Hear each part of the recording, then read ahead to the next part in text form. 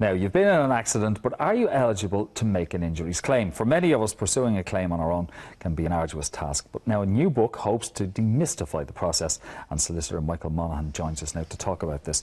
Michael, why the need for the book?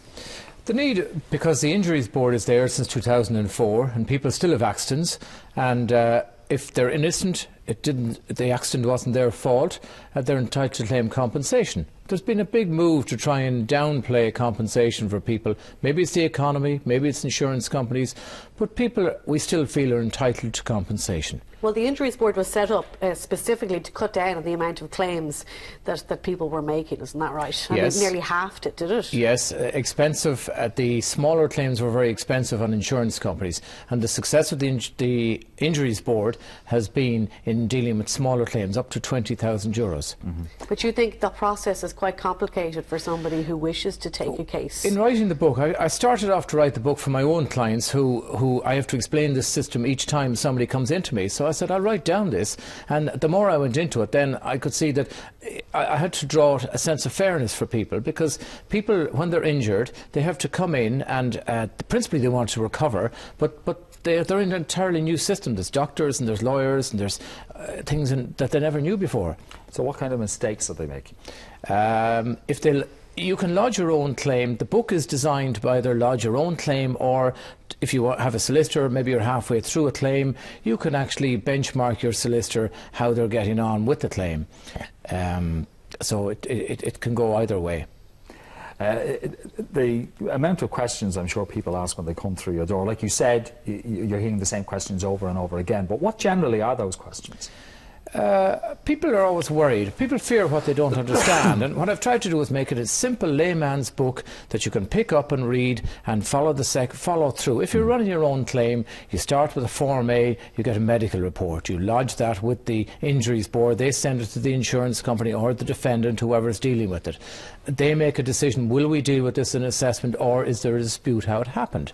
So you must wait. There's time limits for each of these occasions. If the insurance company decide to assess it, now the Injuries Board are sending people for a medical assessment. When they get in that medical, then they will issue an assessment, and they say we try and do it in 6 to 9 months, which I think is too short. But why do you think it's too short? It's too short because people's injuries don't recover that quickly. If you go to a doctor and the doctor prescribes something for you, normally you'll go home and try and recover for whatever ailment you have, and you'll come back in after a while and the doctor will pronounce whether you're cured or not cured. Well, with an injury, if you're in an injury today of any sort, it's going to take, perhaps, I would always say to people, go through the seasons, the hot summer and the cold winter, to see how you react. But the Injuries Board want to get everything through because the insurance companies want to get rid of claims as quickly and as cheaply as possible. What type of claims are we dealing with? Is this kind of for road accidents, and you know, what type of people are eligible to go to the personal injuries board? Everybody's eligible. The only thing they don't deal with are medical negligence claims in relation to hospitals and doctors. They will deal with public liability, they will deal with road accidents and employment situations. Most of them are employer-employee situations. Most of them are road accidents. And can people find out pretty quickly if their claim is eligible, you know, or not, or, you know, because a lot of people would be making, I suppose, bogus claims, presumably, to the board as well. I think we have to be fair about this.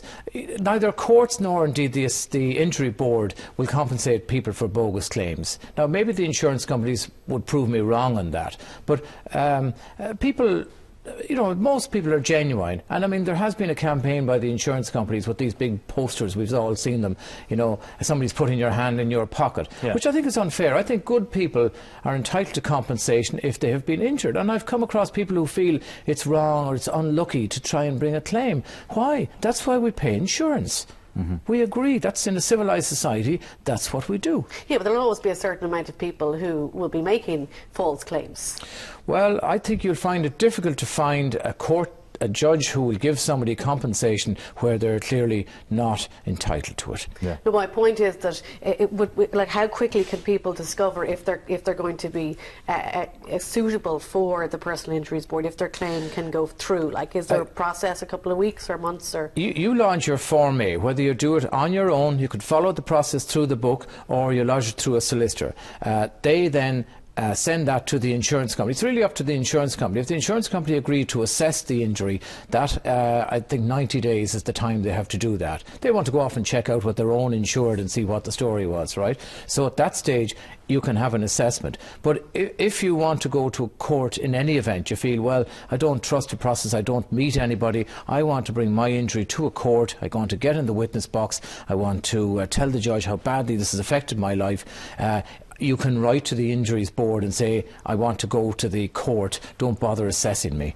I would imagine that anybody who's going through the Injuries Board and is being assessed, and it's been done through the insurance company, if an amount of compensation is offered, can they question that amount, or do they have to accept it? The assessment, as it's called, issues.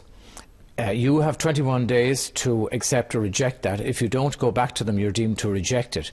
Then the insurance company are given the chance to accept it or reject it, right? Okay. Now, the Injuries Board, don't forget, is backed by the insurance companies, and they want to get rid of claims as soon as possible. And they're what I've called in the book the sting in the tail. If you don't accept the assessment, the insurance company, where they agreed to compensate you in the Injuries Board system, can now swing round and fight the case. Right.